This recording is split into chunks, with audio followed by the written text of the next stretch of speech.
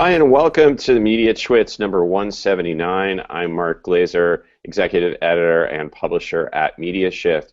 Today we'll be talking about hyperlocal news and how the sites have kind of risen from the ashes of Patch and kind of survived. They've had their ups and downs over the years. Patch was an effort started in 2007 by Tim Armstrong when he was at Google, was bought by AOL. They put hundreds of millions of dollars into trying to make it into a network of hyperlocal sites, something that was tried way back when with City Search and Microsoft Sidewalk and so many other things in the 90s. But maybe local news just needs to be local.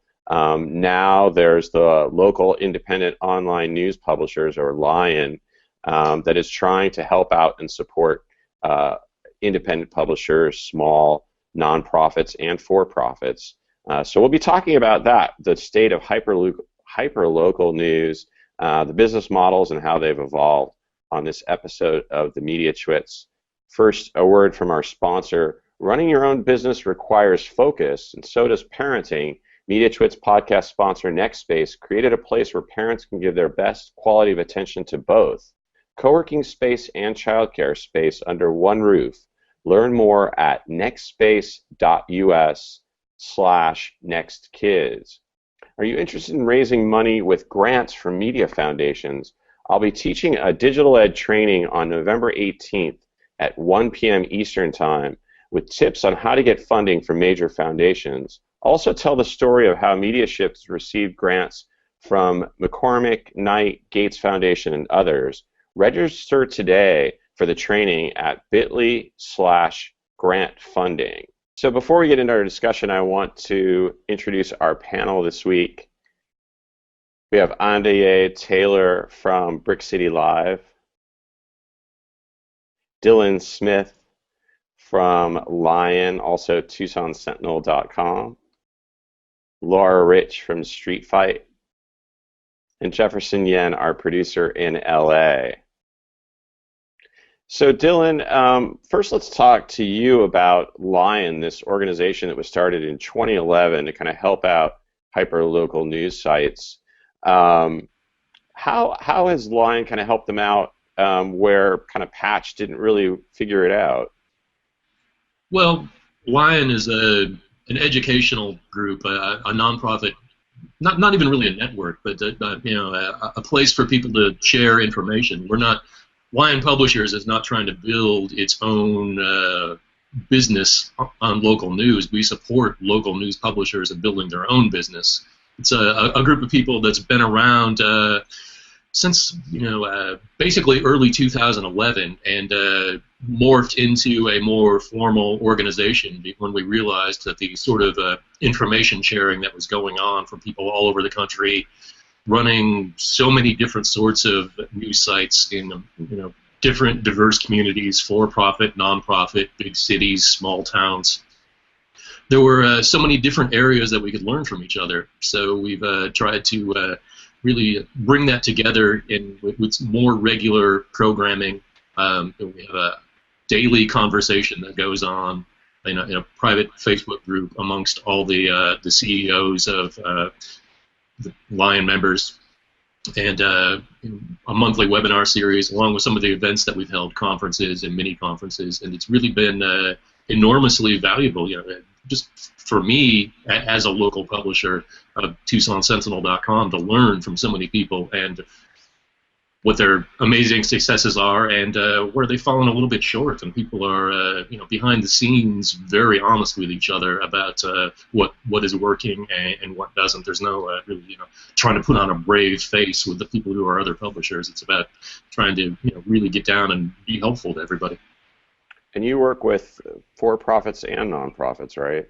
Yeah, it's our members are the individual publishers of the organizations and some of their staffers. So we have people who are running all sorts of local news organizations. Really, it's down to fitting those words that are in the name of the organization. If it's if you're local and independent and online focused and doing actual news, and you're a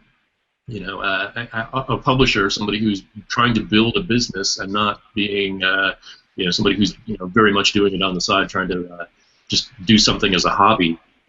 There's a big hill to climb in trying to build a business that people make a living from versus just doing it because you love it. So if you meet those, you should probably be a member of Lion. Laura, you've been covering hyperlocals, this kind of space now for a number of years at Street Fight, and you have your own events, Street Fight Summit and everything. How have the business models evolved for these local news sites recently, and what's changed? Well, I think that, Dylan's probably going to have a much better grasp on what exactly the business models are that are out there. But as an industry publication covering hyperlocal, we define that as companies who are disrupting what's been taking place, or they've been disrupting local media and local marketing over the past, let's say, 10 years. And that's a range of companies. So we really look at anyone who's doing that, whether it's a hyperlocal publisher disrupting local media, or it used to be a daily deals company doing that, or maybe it's a new local search company. And so we're looking for those companies who are taking some of that, I think it's $40 billion or will be next year, local marketing spend, and pulling it away from those traditional channels of yellow pages, coupons, local media, and bringing it into new channels. So when we first launched our publication 4 years ago, we were covering hyperlocal news sites a lot more because they looked like they were a contender for those dollars. But our coverage has probably dropped about 20% of hyperlocal publishers, and we're happy to ramp it back up if we see publishers building out sustainable business models. That's what we're trying to get behind. And so what we're still seeing is we're not seeing scale that works. I mean, Patch is obviously Exhibit A, although I do have some interest in seeing what they're going to do now. I think they have some interesting plans in the works.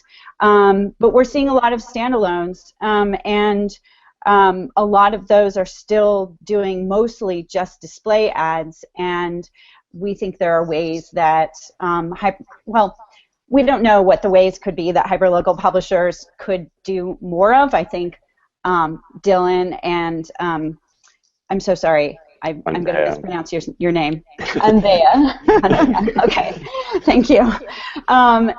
So we would love to see more innovation happening there, more of a movement towards sustainable business models, and we'd like to hear about it so that we could get the word out. But for now, a lot of the innovation that's taking place in local is taking place outside of hyperlocal publishing. Sorry for that long-winded answer. When you say outside of that, are you talking about traditional media, traditional local newspapers, TV, radio? No. What I'm talking about is, our coverage is anybody who is disrupting local, and so that could be a local listings company, it could be reviews, it's social media that's focused on local, it's location-based services, mobile targeting, and all of those are doing a much better job of providing effective and efficient. So it's basically advertising messages that can get to local people that's not about news. Outside of the news. We're not so focused on the content side of it. We're focused on the revenue side and what's happening there. Okay. So Andaiye, what is your story when it comes to revenues and business model? I mean, it seems like what are the biggest challenges when it comes to running a small business like that? Yeah, so interestingly enough, when I attended journalism school for my master's degree, my day job was in the programmatic advertising space, and that's been what my career has been for the past 10 years. And so before I even really had the notion to start a local news site, I knew the economics of publishing really, really well, and those are the problems that I was working on. And I understand how much of a race to the bottom the display business is. And so going back to Dylan's comment, when I thought about, my love for Newark, my hometown, and wanting to report these stories, I had a choice to make between, do I want to just, report some stuff on the side for fun and have a personal blog where I, write some things once in a while and maybe contribute to another publication freelance, which is a viable way to tell stories, or is this a business? And so I thought a lot about that question, and I decided that if the only way I could think of to monetize this business was display ads, I was not going to do it. And so I came into this 2 years ago knowing that display was not going to be the primary way I monetize this. And interestingly enough, the method that I've chosen is location-based loyalty. And so within probably the next week or so, we're going to be launching our Brick City Bucks app, which is a loyalty app that businesses in the community can use to find new customers and retain them. And that is the primary revenue model for the site. And really rolling it out now has just been a matter of getting the resources to do it. So I did a non-mobile test. I tested this with actual physical cards about 4 months ago. That was my lean startup way to validate this. And it worked really well to the point where I couldn't get any more businesses into the program because it just didn't scale with the physical card. I have a backlog of users / audience members, consumers who want to be in it. And it was clear very quickly that a mobile model could work really well. So it remains to be seen, but I've been very thoughtful about the monetization, almost to the point of, obviously I concentrate a lot on editorial, but right now, there are some things I've held back on because I'd like to get the sustainability on the economic side in place so that I can actually afford to execute some of the sort of content editorial vision that I have. So I've just been really focused and single-minded to a degree about getting the business model right, because I think that's where so many of us local sites can fall down. I definitely can relate to what Laura has said, and I think it's being committed to editorial and wanting to tell stories without looking at how you'll sustain it is where many folks get tripped up. Yeah, tell us a little bit more about your program that's working so well. Why are businesses drawn to it? Is this kind of a way to keep like local dollars in the local community kind of thing? Well, there are several bits to it. I think the primary thing I was interested in, a couple things. The program actually rose out of reporting in Newark. So when I started the site and when I was even doing some pre-reporting for the site, my primary beat were local businesses. And I was interested in particular in the downtown area, which is seeing this burgeoning residential market, more businesses coming online, and seeing the disconnect between the two. So you have these new residents down here who just have not connected to the local business scene. That's just their cadence hasn't developed around supporting local businesses. A lot of them are commuters into and out of New York who just don't have the awareness. And so my theory was that we could see some success if we generated not only awareness but gave people a reason to walk through a door and keep coming back. And that's where I developed this theory around some sort of way to get people to come through a door and some sort of mechanism to keep them coming back. And so I developed that idea, and then it just so happened that there were a number of loyalty providers and developers who were working on that problem, and that's how I synced up with the mobile loyalty providers to develop the program. Okay, that sounds really interesting. Dylan, were there other things? You've obviously dealt with you have 100+ members now. I mean, what kinds of interesting business models have they been trying out? I know there's obviously crowdfunding. There's a lot beyond just display ads, obviously, because we all know that's not really going to go anywhere. Well, I would kick back a little bit against the idea that display advertising is going to go away. It's not at all. When you talk to a local small business person, somebody who's a plumber or running a pizza shop, what they want is to get their name in front of people in the local community, and really branding is still the very best way to do that. That's not going to end. Out of the 130+ members of Lion right now, I think everybody is still making some pretty decent money doing that. Of course, you need to do other things. It can't just be old-fashioned at this point, advertising, just plunking an ad on the page.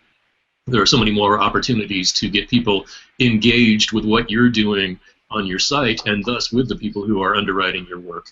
But still, it's fundamentally what we do is act as arbitragers of attention. Use our platform, use our news to draw eyeballs to the people who are supporting us. If I can just jump in on that really quickly, sure. I agree with you, and one of the things that I've noticed is I think I have left some opportunity on the table, in terms of being so focused on a new method of connecting customers with businesses that banner ads in our market would have done great so far. I agree. I also think though that like I'm kind of looking at the very specific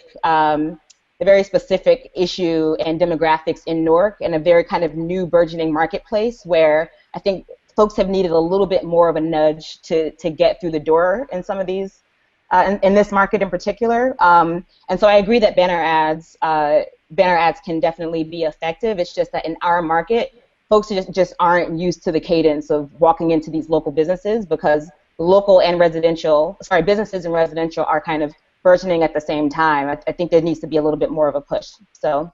Yeah, and I guess Laura, go ahead. That step beyond and not just do that, and especially because Lion has members who are both for-profit and non-profit. There's some very interesting sharing of information that goes across that. I run a non-profit, and so many of us who are running non-profits need to become a little bit more entrepreneurial and more engaged with the revenue side and with our local business communities in ways that for-profits have done for so long.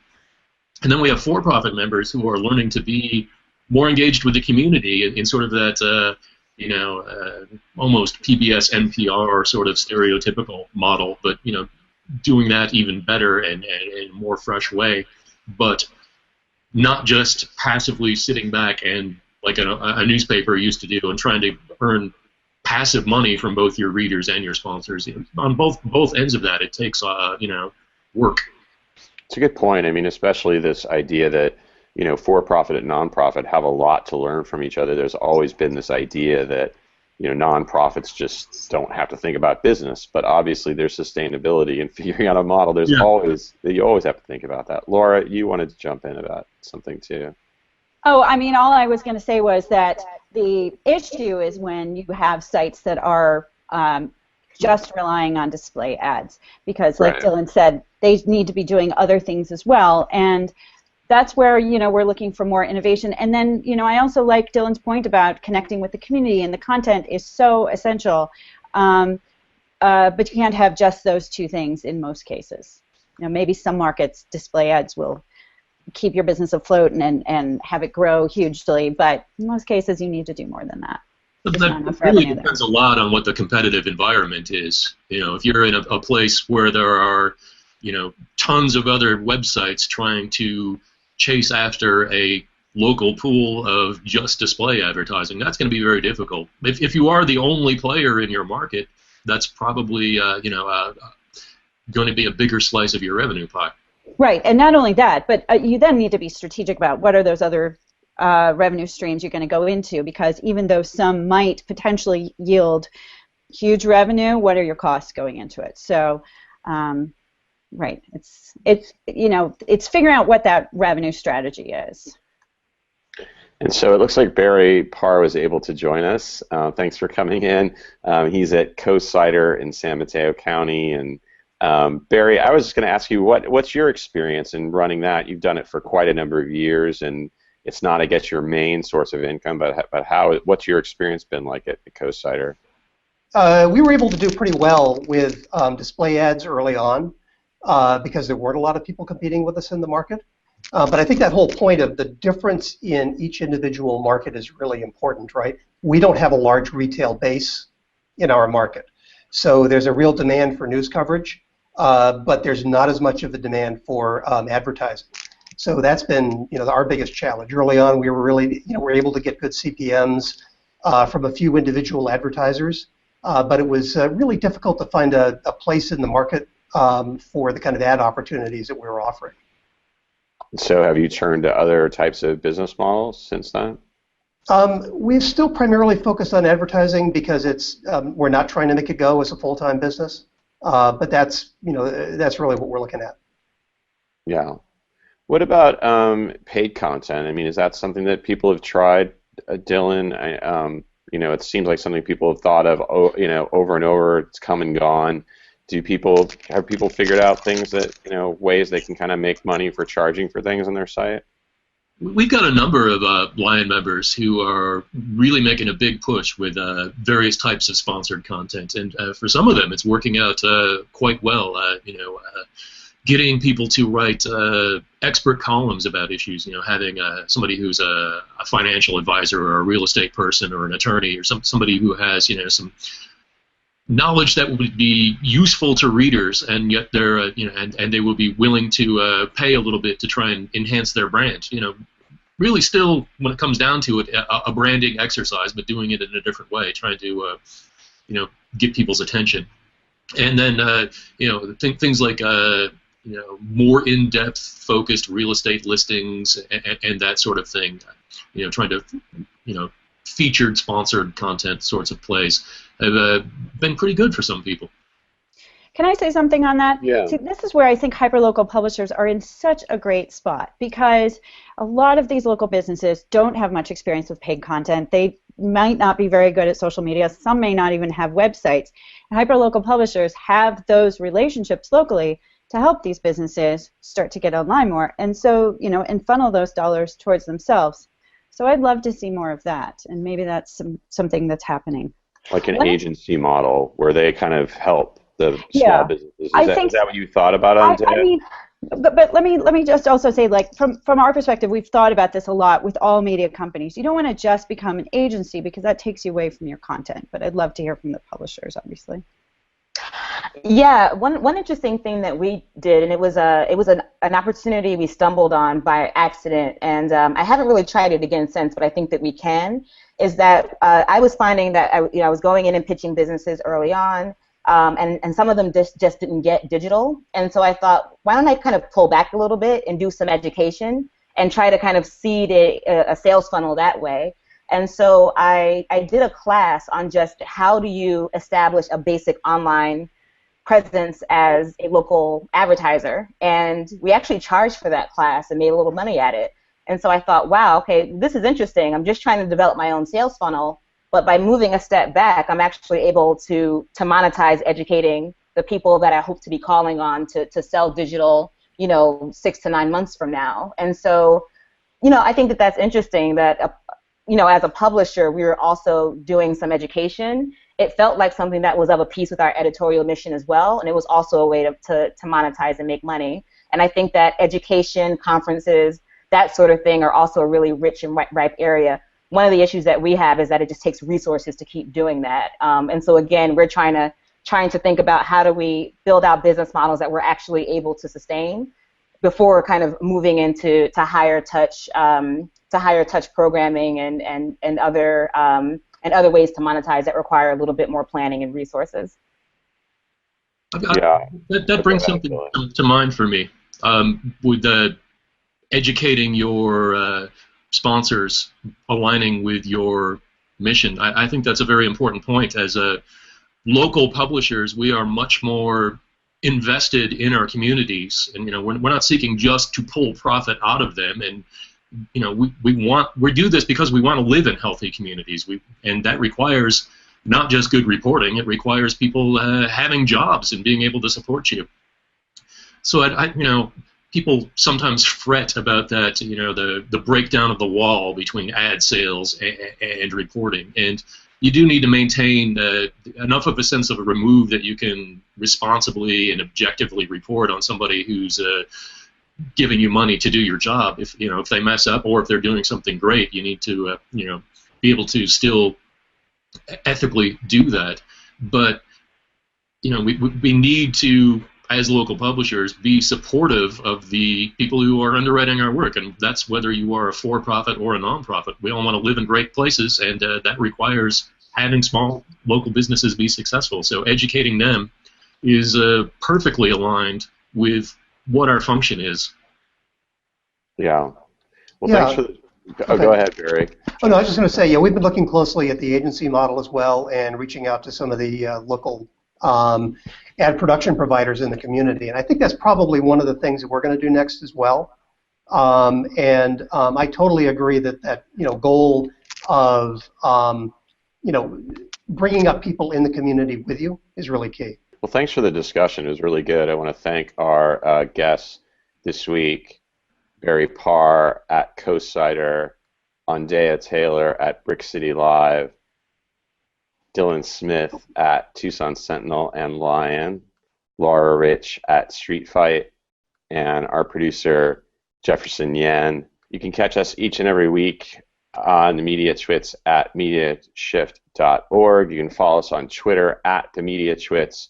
Our past episodes are on SoundCloud and YouTube. If you enjoyed the show, subscribe on iTunes. Leave us a review. We want to thank our sponsor, NextSpace and NextKids. You can learn more about their program at nextspace.us/nextkids. We'll catch you next week.